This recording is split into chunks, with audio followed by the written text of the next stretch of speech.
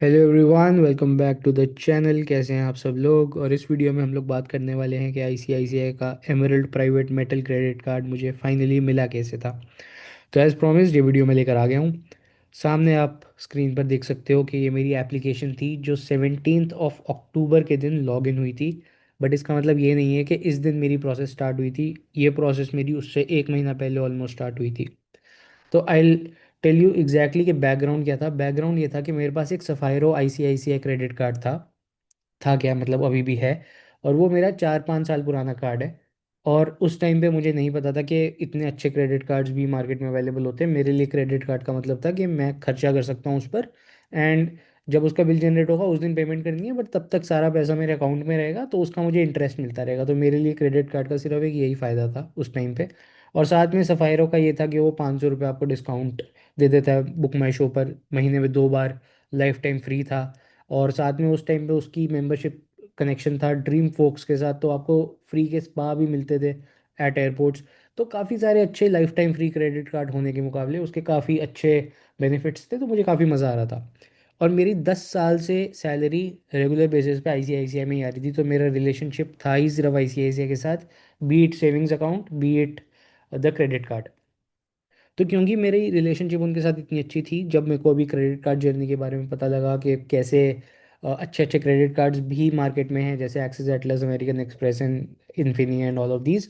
तो तब जब मैंने इसके लिए अप्लाई किया and I gave them all these details कि मेरे पास ऑलरेडी एक क्रेडिट कार्ड है, 15 लाख की उसकी लिमिट हो गई थी सफ़ायरो, क्योंकि मैंने उसको एक बार फॉरेन में भी यूज़ कर दिया था, उसके बाद से मेरी लिमिट बहुत बढ़ गई थी। तो ICICI did consider it. But I will tell you honestly कि अगर आपकी 3 लाख की इनकम हर महीने अकाउंट में क्रेडिट नहीं हो रही है तो आईसीआईसीआई इस चीज़ को केटर नहीं करते यूजुअली। तो मेरी सैलरी 3 लाख से ऊपर थी, बट क्योंकि मैंने ईएसपीबी में एनरोल किया हुआ है जो कि कंपनी के स्टॉक्स होते हैं, तो हर महीना सैलरी से वो कटते हैं। I can choose to do that कि कितनी अमाउंट में कटवाना चाहता हूँ। इसीलिए जो इन हैंड सैलरी आती थी हर महीना वो 2 लाख से थोड़ी सी शॉर्ट हो रही थी। उसकी वजह से जब मेरी आरएम से बात हुई, आरएम ने काफ़ी कोशिश करी कि मेरे को फाइनली एक एप्लीकेशन मेरे लिए रजिस्टर कर दे, बट उनको भी कम से कम 2 हफ्ते लग गए थे to bring me to the point where मेरे को एक लिंक मिला जिसके अंदर ये लिखा है कि application login is in progress. यहाँ तक पहुँचने के लिए भी कम से कम 2 हफ्ते लग गए थे मेरे को, फ्रॉम द पॉइंट कि मैंने उनको बोला कि मेरे को ये कार्ड चाहिए। अब आप ये सोचिए, 10 साल पुराना रिलेशनशिप है और मेरी सैलरी अगर वर्चुअली देखी जाए तो 3 लाख से ऊपर है, बट स्टिल क्योंकि क्रेडिट नहीं हो रही है तब भी उनको ये काम करने में 2 हफ्ते लग गए। 17 अक्टूबर की डेट आप यहाँ पर देख सकते हो। उसके बाद अगर हम जाते हैं, ये कंप्लीट कब हुई, ये कंप्लीट हुई 17 ऑफ अक्टूबर को। 17 ऑफ अक्टूबर ये डेट सेम ही रहती है, और यहाँ पर एक 15 नवंबर को, मतलब ऑलमोस्ट एक महीने तक ये सैंक्शन ही नहीं हुई। एप्लीकेशन लॉगिन हुई बट कोई सैंक्शन नहीं हुई। इसका रीज़न था सैलरी एग्जैक्टली 3 लाख नहीं हो रही थी and they have to take state heads approval.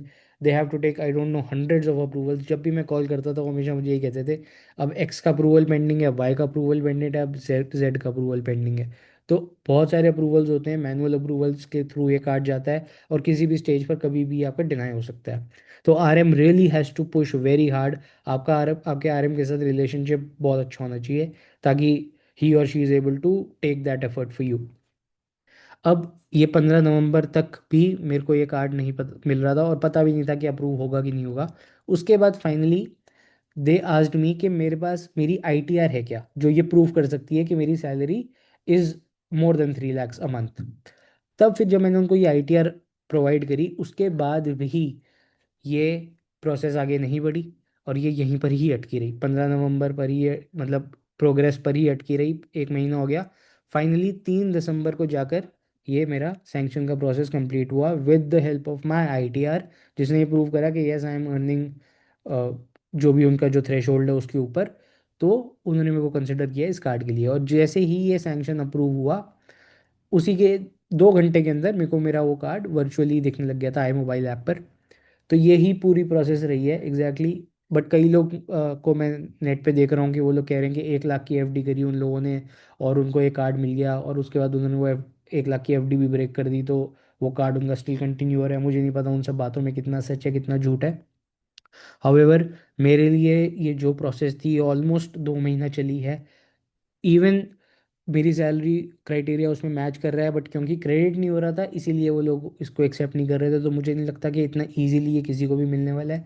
हाँ, अगर 3 लाख से ऊपर आपकी सैलरी क्रेडिट हो रही है आईसीआईसीआई के अंदर तो वो बहुत ज़्यादा टाइम नहीं लगाने वाले। मुझे ऐसा लगता है कि 1 महीने के अंदर आपको ये कार्ड मिल जाना चाहिए।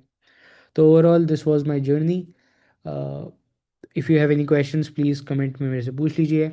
Thanks for watching this video so far. Have a great day. Bye.